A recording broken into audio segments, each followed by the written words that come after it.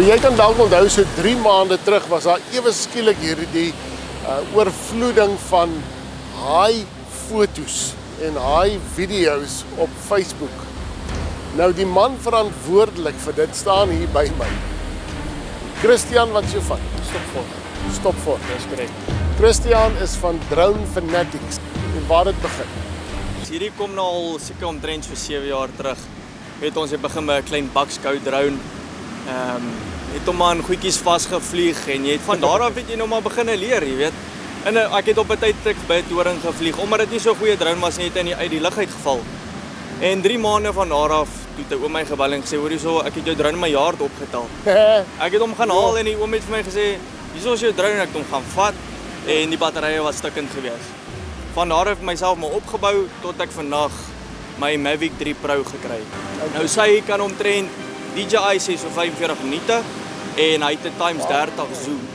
So met daai kan jy uitstekende video's en foto's kan jy van dit kry. So basies ons gaan oralste, waar ook al ons iets kan afneem, dit neem ons af. Dit is 'n liefde en is 'n passie om drone te vlieg. Jy het ook 'n WhatsApp groep begin. Dis reg, ja. En ek sien nogal die mense sê kort daar, so Christiaan kom neem gou af hierso. Dis reg, ja. Wat vir my lekker is, dis vir my opwindend as iemand my bel en vir my sê, hoor hierso is 'n haai of hierso is 'n orka, want dis goed wat mense nie aldag sien nie. En mense sien dit uit 'n bird's eye. Sien 'n mens dit. Dis iets ongelooflik om te beleef. Ja. So vir my is dit lekker om dit met die mense en die publiek daar buite te kan deel. Kyk, toe jy nou die Great Whites begin afneem en begin op post op Facebook. Ek dink almal het ewe skielik 'n vrees vir die see, vir die strand gekry. Dit is so. Baie mense het vir my gesê, hoekom post jy die tipe van goeders en baie mense het weer positiewe goed daaroor gehad. So baie mense het 'n groot fobie teenoor 'n Great White, maar eintlik is hy 'n baie beskermende spesies. Dis 'n baie unieke spesies ook. So vir my was dit lekker om dit af te neem en baie mense het dit saam met my geniet om dit af te neem. En net vir die ouens wat nou weet hoe werk hierdie goed, hierdie is 100% wettig, want ons is verder as 30 meter van 'n openbare pad af. En jy vlieg, ek sal nie my drone oor die see vlieg nie. Ek het een gehad op 'n stadium, ek het geweier om oor die see te vlieg. So basies, as jy nie 'n RPL license het nie, mag jy net line of sight vlieg. Okay, so eers vir ons, wat is RPL? Dis jou remote pilot license. Die dag toe jy nou die orkas ontdek het, ek meen dit is iets special om 'n moordwalvis te sien.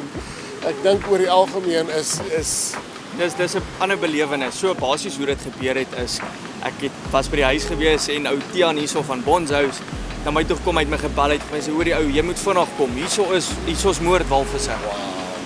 Klim toe in my kar en ek is toe op pad hiernatoe en toe ek hier kom, toe sien ek hulle omtrent so 450 meter in wat die ouetjies speel. Vlieg toe in. Hulle was omtrent so 6 tot 7 orkas gewees. Ja. Vlieg toe uit en kom toe by hulle en hulle het op 'n tyd het hulle uit mekaar uitgebreek. Nou waar een van hulle se naam wat is sy naam? Stabel. Hulle nou wie die naam vir hom gegee. Ons marine biologist het die naam vir hom gegee. Okay. So basies is hulle verantwoordelik vir al die Great Whites wat so uitspoel en wat geëet word. So basies wat hulle doen is, hulle eet net die Great White se lewer uit en dan los hulle die res. So dit is eintlik baie ongelooflik interessant.